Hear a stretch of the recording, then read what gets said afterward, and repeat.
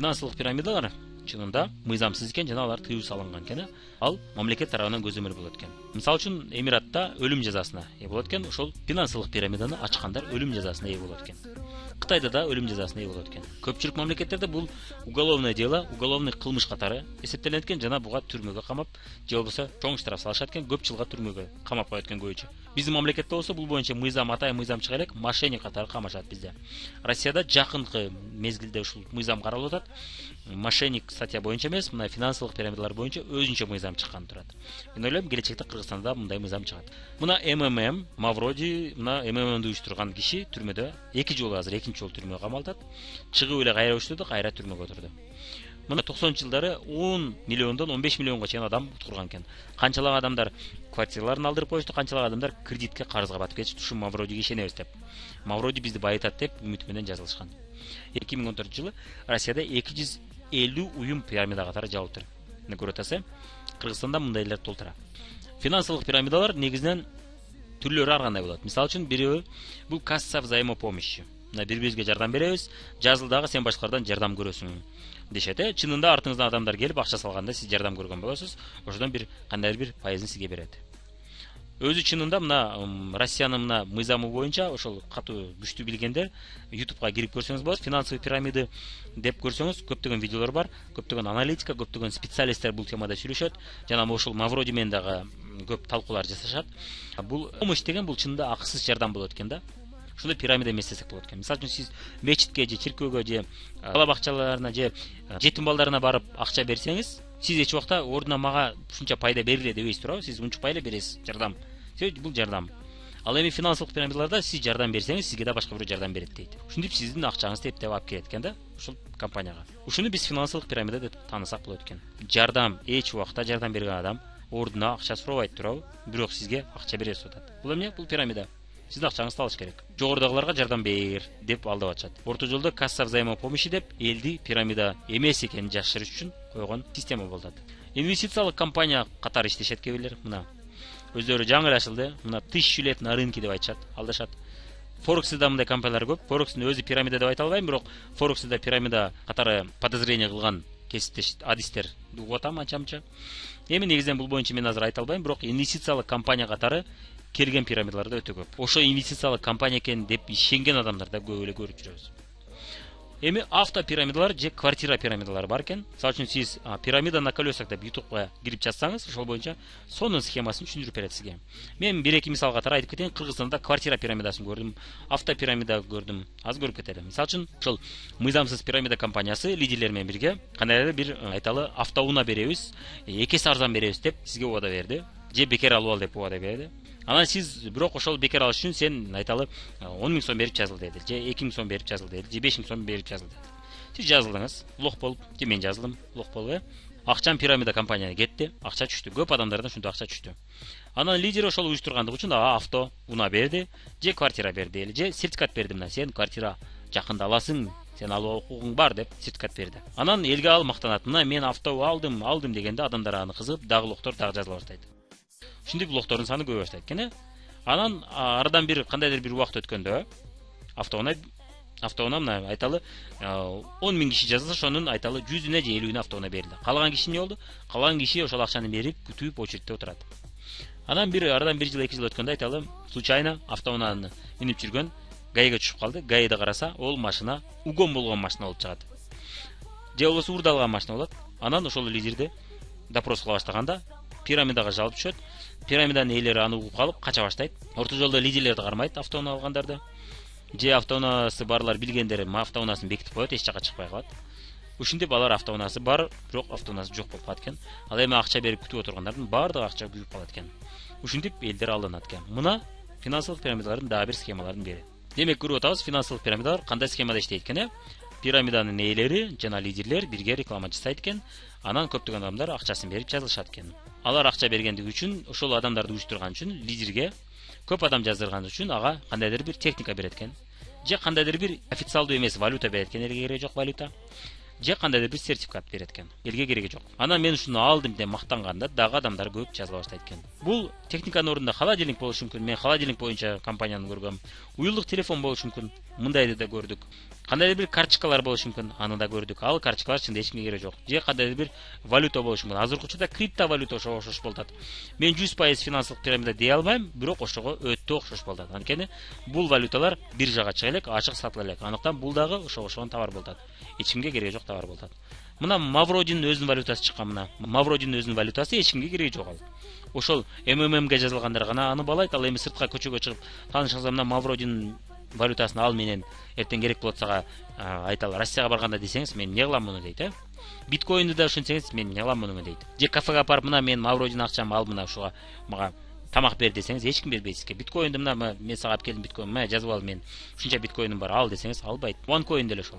Азырынча балким келечекте булар официалдуу валюта болотур, балким аны обмен валюта алмаштыраттыр, бирок азырынча бул финансылык пирамида. Официалдуу болобу болбойбу, ал азырынча белгисиз. Болбой калса 10 жылдан кийин, 2 жылдан кийин, 5 жылдан кийин сиз акчаңызга күйдүңүз. Сиздин тааныштарыңыздын бар акча күйгөн болот. Өзгөчө квартираларын сатып, машиналарын сатып киргизгендер. Мына Club Freedom деген компания чыккан, өзүнүн сертификатын берген, чет өлкөгө саякатка чыгууга сага сертификат 10% же 20% скидка деген сертификатты берген. Эми ошол сертификатты бар турагентствого бар берип көрүң. Мына могу сертификат. Мына алгыла дагы мен мага акчасын бергиле десеңиз, берет экен, бербейт экен, бербейт. Club Freedom'га кайтарып көрүңүз, алар да бербейт. Алардын максаты сиздин акчаңызды алдап жыйнап алыш болгон. Жалган товар, жалган кызмат деген ушул экен да. Bonvoyage деген фирма чыккан, сизге сертификат сунушат, $200 бересиз, сизге сертификат берет. Сиз сертификат алдым, мен эртең чет өлкөгө чыксам, сонун эс алуучу жайларга мен 10% же 20% скидка менен чыгам деп ойлойсуз. Чынында турагентствого барып салыштырсаңыз, акчасы кымбат болот, даже сертификатсыз деле кымбат болгон болот. Сертификат менен эсептесеңиз, сиздин $200 татыбайт ал сертификат. Сиздин скидкаңыз да чыкпайт ал акча менен. Чынында сиздин акчаңызды алуунун жолу экен да, жалган жана мошенниктердин чыгарган товар экен бул. Же кызматы. Анан ошол товарга адамдар бири-бирин чакырат, алардын арасында билгендер бар, билбегендер бар. Билбегендер макул алданды, билгендер ошону билип туруп алдагандар толтура. Андай адамдарды аферист деп коюшат. Барып арадан жылдар өткөндө аферист экенин түшүнүп калышат. Түшүнбөй жүрүп, лох болуп жүргөндөр да толтура. Андайларды ушул сабактан кийин сиз, мен ойлойм, таанып каласыз жана билип каласыз. Мына эч кимге кереги жок товарлардын бири Diamond Rewards. Бир убакта атактуу болуп, ошто өтөп, дүргүрөп, чектеде дүңгүрөп бизде атак чыгып кеткен. Көптөгөн адамдар, миңдеген, 10 миңдеген адамдар жазылды окуйт. Канчалык адамдар акчасына күйдү. Акыры аягы күйгөнүн түшүнгөндө алар жалып кылып акчамды бер деп кайрыла баштаганда сот иштери башталып, көптөгөн жаңжалдар башталып кетти. Канчалаган лидерлер качып кетти жана башка болду. Муну замаскированный пирамида деп коюшат, же болсо жашырылган пирамида. Вроде бы керек товар, бирок эч кимге кереги жок. Diamond Rewards'тын товары эмнеге кереги жок? Ал сапфир. $300 сатып аласыз, же $600 сатып алсаңыз керек, эсимде калбаптыр, көп жыл өтүп кетти. Бирок аны сиз $600 же $500 же $100 сата албайсыз аны. $40 же $50. Сиз калган акчаңызды эмнеге бердиң деген суроо туулушу мүмкүн. Эгер сиз ошол системада иштей албай калсаңыз, адам чакыра албай калсаңыз, бизнес кура албай калсаңыз, сиз аны сатам десеңиз, эч убакта акчаңыз чыкпайт. Сиз алданган болосуз. Эми ошол сырттагы кардарга ошол товар кереги жок болсо, демек бул финансылык пирамиданын белгилеринин бири экен. Ушундай болсо финансылык пирамида дей албайбыз, бирок ошол өтө чоң белгилердин бири экен. Ал эми MLM тармактык маркетингде көбүнчө потребляемый товар болот экен. Нанга окшогон, майга окшогон, этке окшогон товарлар. Косметика болушу мүмкүн, кальций болушу мүмкүн, цинк болушу мүмкүн. Айталы, мыломойка, уборка үчүн керектүү, казан агарткыч, идиш жуугуч каражаттар болушу мүмкүн. Сиздин кандайдыр бир проблемаңызды чечүүчү товарлар болот. Аны сиз эгер колдонбой калсаңыз, эжеңизге же бирөөңүзгө белек кылып койсоңуз, о мага керек эле деп алат. Мисалы үчүн туулган күнүнө бир нерсесин берип койсоңуз болот. Же жөн эле берип койсоңуз дагы бирөө ыраазы болот да. Ал эми сиз финансылык пирамиданын товарын бирөөгө берсеңиз, бул нең деп ыргытып берет. Ыраазы да болбойт, рахмат да айтпайт, Ошодон да билсеңиз болот экен. Анан көпчүлүк учурда туура иштеген компанияларда товар тез-тез сатылып алынып турат экен. Кардабы ал товарды тез-тез алып турат. Анда сиздин бизнесиңиз өтө сонун бизнес десеңиз болот. Сиз кайра кардар издей бербестен, ошол эле кардарларыңыз кайра алып турат экен, сизге улам-улам акча түшүп турат экен.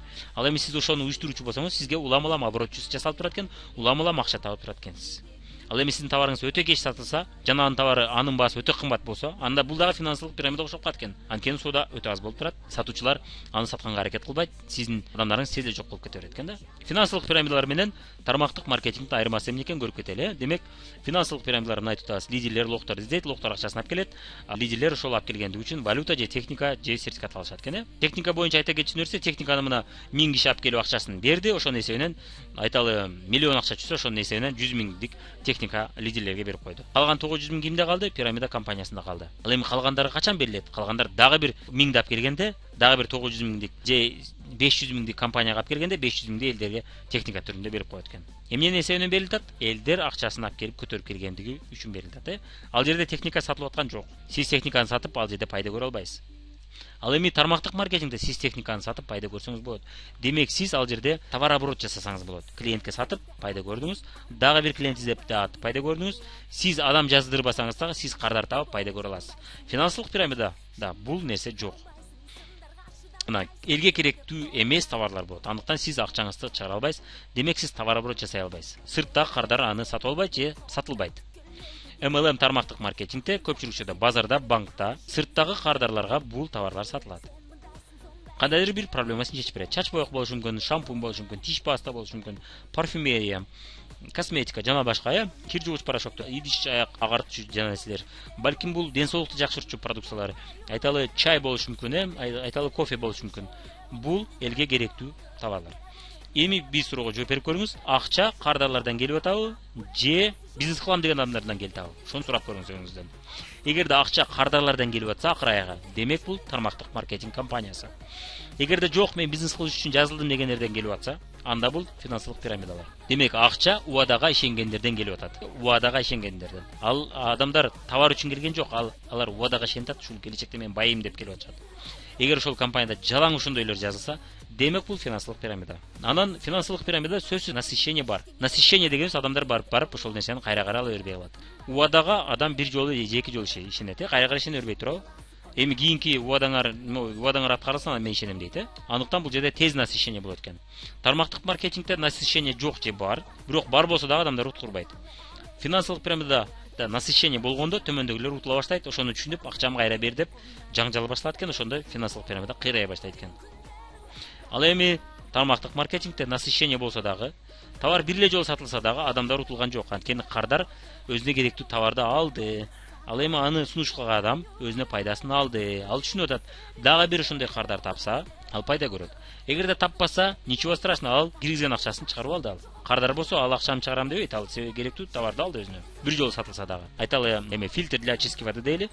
Бир жылда бир фильтрин алат. Ал фильтр 10 жыл кызмат кылат дейли. Ал адам эч убакта мен акчамды кайра бер дегендер болбойт да, өтө аз болот алар. Алар реалдуу керектүү товар алды. Өзүнүн акчасына кызмат же товар алды. Андыктан ал ыраазы, башкаларга да мактап айтат. Ал эми пирамиданын учурунда эмне болот? Төмөндөгүлөр убададан башка эч нерсе албады. Андыктан алар эртең нааразы болот. Өзгөчө кризис болгондо, турмушу начарлаганда алар ошол товарды же керек эмес товарды же керек эмес жалган товарды, кызматты кайра кайтарып акчаны алууга үмүттөнүп, келип лидерлерине мына товарың, мага акчамды кайра бер дегенде, анан ошол жерде проблема башталат экен. Ошол жерде лидерлер кача баштайт, лидерлер менен астында алар уруша баштайт, анан кийин пирамида кыйрай баштайт экен. Уруш жаңжалга соттук ишке айлана баштайт ал нерсе. Эми ачкөздүк, халява, мына жасалган финансылык пирамидалар биздин ачкөздүгүбүзгө жана бизди халявага чакырат экен. Биздин ачкөздүгүбүздү ойготкон аракет кылат экен. Алар агандай бизге жомокторду айтат экен. Эми биз ушул финансылык пирамидалар, бул финансылык пирамидабы же жашырылган финансылык пирамидабы же тармактык маркетингди билиш үчүн бизге эң керектүү суроолорду жаттап калалы. Бул кандай суроолор? Акча кайдан келип атат? Кардар ким? Базар кандай базар ал жерде? Клиент ким? Ошол кардар жазылбай туруп алса болобу ушул товарды? Жана алууга кызыктарбы? Ал кардар өзүнүн проблемасын чече алабы бул товардын жардамы менен? Же чечпейби эч кандай проблеманы? Деген суроону коюңуз. Ошол товардын баасы чындап эле базардагы баага жакынбы же өтө алыспы деген суроого жооп берип көрүңүз. Эми сапатына жараша да өтө сапаттуу жана өтө кымбат товарлар бар. Орто сапаттуу жана орто товарлар бар. Өтө арзан жана сапаты өтө төмөн товарлар бар.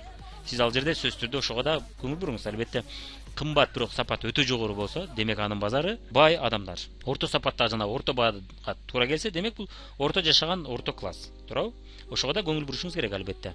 Бул жерде бирок ошол орто класс өзүнүн проблемасын ушул акчага чечүүгө даярбы же даяр эмеспи деген суроого жооп бергенге аракет кылыңыз. Эгерде сапатсыз товар өтө кымбат болсо, демек бул жашырылган пирамида. Ал жердеги товар реально эч кимге кереги жок. Жана аны жада калса, ошол жерде иштегендер да колдонууга даяр эмес ал акчага. Алар бир жолу алат, кийинки жолу албайт. Ушудан эле биз финансылык пирамида экенин түшүнсөк болот экен. Жашыруун финансылык пирамида экенин түшүнсөк болот да.